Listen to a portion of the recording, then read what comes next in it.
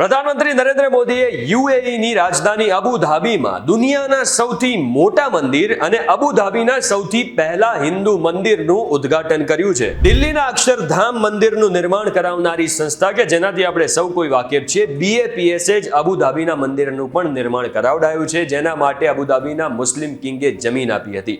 હવે આ મંદિર બનાવવાનો વિચાર કોને આવ્યો, આ મંદિર કઈ શૈલીમાં બનાવવામાં આવ્યું છે અને આ મંદિરને લગતી કેટલીક ઇન્ટરેસ્ટિંગ વાતો વિશે આપણે થોડું ડિટેલમાં જાણીએ.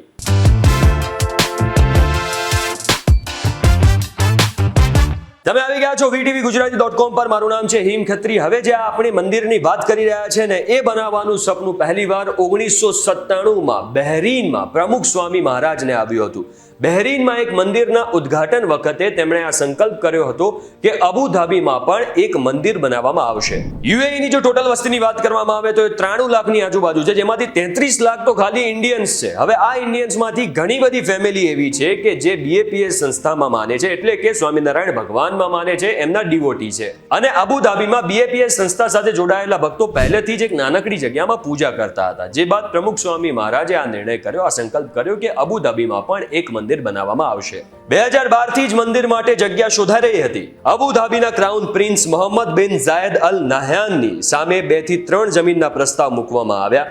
જ્યારે 2015માં પ્રધાનમંત્રી નરેન્દ્ર મોદી યુએઈના પ્રવાસે ગયા તો ક્રાઉન પ્રિન્સે મંદિરની અનુમતિ પણ આપી દીધી અને જમીન આપવાનો વાયદો પણ કર્યો, જેના 3 વર્ષ પછી BAPSને ઓફિશિયલી એ જમીન સોંપી દેવામાં આવી. પ્રમુખ સ્વામીની એવી ઈચ્છા હતી કે આ જે મંદિર છે એ નાગર શૈલીમાં બનાવવામાં આવે, અને થયું પણ એવું જ. BAPSના દુનિયાભરમાં 1200થી વધુ મંદિરો છે અને જેના માટે તેમની પોતાની આર્કિટેક્ટની ટીમ પણ છે અને અમદાવાદમાં તેનું હેડક્વાર્ટર છે. સરિયા કાનૂન વાળા મુસ્લિમ દેશમાં મંદિર બનાવવું એ કોઈ સહેલી વાત નથી. એટલે જો હું ખોટો ના હોઉં તો જ્યારે ત્યાંના કિંગ એટલે કે મુસ્લિમ કિંગની સામે આ મંદિરનો પ્રસ્તાવ મૂકવામાં આવ્યો ત્યારે એવું પણ કહેવામાં આવ્યું હતું કે જો તેઓ ઈચ્છતા ના હોય તો મંદિરના શિખર નહીં બનાવવામાં આવે, પણ ત્યાંના કિંગે એવું કહ્યું કે તમે ભારતીય શૈલીમાં જ મંદિર બનાવો. હવે અબુધાબીની રેતાળ જમીન પર મંદિર બનાવવું એ કઈ સહેલી વાત નથી, પણ જ્યારે આ મંદિર બનાવવાનું કામ શરૂ કરવામાં આવ્યું, જે જગ્યા પર આ કામ શરૂ કરવામાં આવ્યું ત્યાં ખોદકામ કર્યું તો પહેલેથી જ એક નીચે બહુ મોટી ખડક મળી ગઈ, જેનાથી આ મંદિર બનાવવાનું કામ કમ્પેરેટિવલી ઈઝી થઈ ગયું. મંદિર બનાવવા પહેલા 13.5 એકર જમીન આપવામાં આવી હતી અને પછી ક્રાઉન પ્રિન્સે આને 2 ગણી કરીને 27 એકર કરી નાખી. 27 એકરમાં બનેલા BAPSના મંદિરનું આખું કામ ભારતમાં કરવામાં આવ્યું છે. બધી જ મૂર્તિઓ અને અન્ય ઇન્ફ્રાસ્ટ્રક્ચરને રાજસ્થાનના સિરોહી અને ડુંગરપુર જિલ્લામાં તૈયાર કરાયા છે. અહીં BAPSની કોતરણી કામની વર્કશોપ પણ છે, જેના પછી કચ્છથી દરિયાના માર્ગે આ બધી જ વસ્તુઓને અબુધાબી પહોંચાડવામાં આવી, જ્યાં પિલ્લર્સ અને અન્ય ઇન્ફ્રાસ્ટ્રક્ચરની વસ્તુઓને ભેગી કરીને મંદિરનું નિર્માણ કરવામાં આવ્યું. આ મંદિરની ઘણી બધી વિશેષતાઓ પણ છે. આ મંદિરની બંને બાજુ ગંગા અને યમુનાના પવિત્ર જળોનો સ્ત્રાવ થઈ રહ્યો છે. આ જળને મોટા મોટા કન્ટેનરમાં ભારતથી લાવવામાં આવ્યું છે. હવે જે યુએઈ છે ને 7 અલગ અલગ એમિરાટ્સનું સંઘ છે, એટલે આ મંદિરમાં 7 અલગ અલગ શિખરોમાં 7 અલગ અલગ દેવી દેવતાઓને વિરાજમાન કરવામાં આવ્યા છે.